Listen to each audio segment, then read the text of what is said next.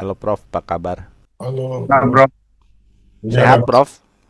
Halo, selamat malam. selamat masalah malam, Pak Edi, Pak Wawan, selamat tahun baru. sama salah videonya masalah ntar ya. Silakan, silakan ya. Ini ya terpikirkan gitu. Waktu Kang Topan bilang setelah dikibulin saya nggak mau lagi terlibat sama agama Islam gitu. Itu penjabarannya gimana itu Kang sih? Dikibulin kumaha sih? Ah, Gini, kalau yang secara hakikat lah gitu ya. Gini aja deh, agak susah jadi panjang soalnya. Kita tuh selama ini di set untuk terpisah dari sumber ya imanensi yang ada di dalam dirinya gitu. Dengan sang sumbernya tuh. Agama-agama itu menciptakan jarak. Jadi makanya ada penyembahan. Nah itu kan membentuk mental budak, inferioritas. Sedangkan masing-masing itu punya potensi gitu. Masing-masing manusia itu unik. Ada Tuhan di dalam dirinya, sebutlah seperti itulah. Artinya Ya. kalau dia bisa mendapatkan kebeningan hati nurani, akal pikiran dan ya ininya gitu bisa bisa terkoneksi dengan kesadaran murni itu dan gravitasinya pun juga akan menciptakan hal-hal yang memang ya love, beauty and truth itu.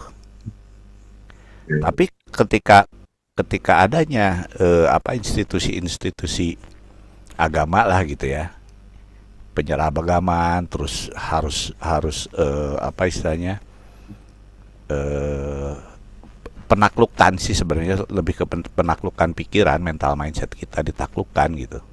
Kan kayak kayak di tasawuf lah kalau misalkan dari yang orang Islam gitu ya, ketika berspiritual bertasawuf mentoknya sampai makrifat hanya mengenal gitu, sedangkan ajaran leluhur kita udah manunggaling gitu, awalnya tuh udah ketuhanan.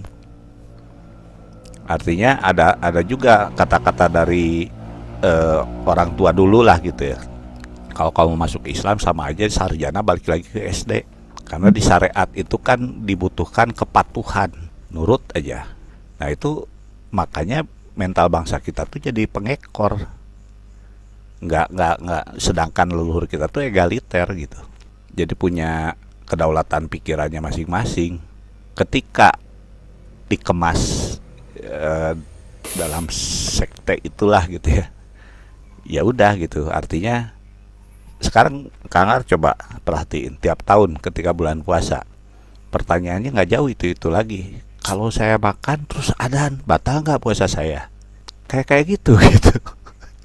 Tiap tahun tuh ada, Ya, selalu ada pertanyaan itu, nggak esensi gitu, nggak masuk ke Hmm. esensi. Nah makanya kenapa saya ngerasa udahlah, karena saya dulu nganggap itu tuh paling sempurna gitu. Kalau yang udah paling sempurnanya ternyata nipu, apalagi yang lainnya gitu.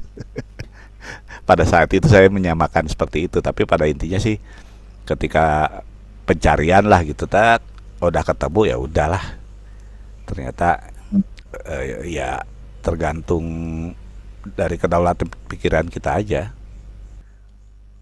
Tapi dari sisi sosial, penyembahan itu kan nggak salah, bro.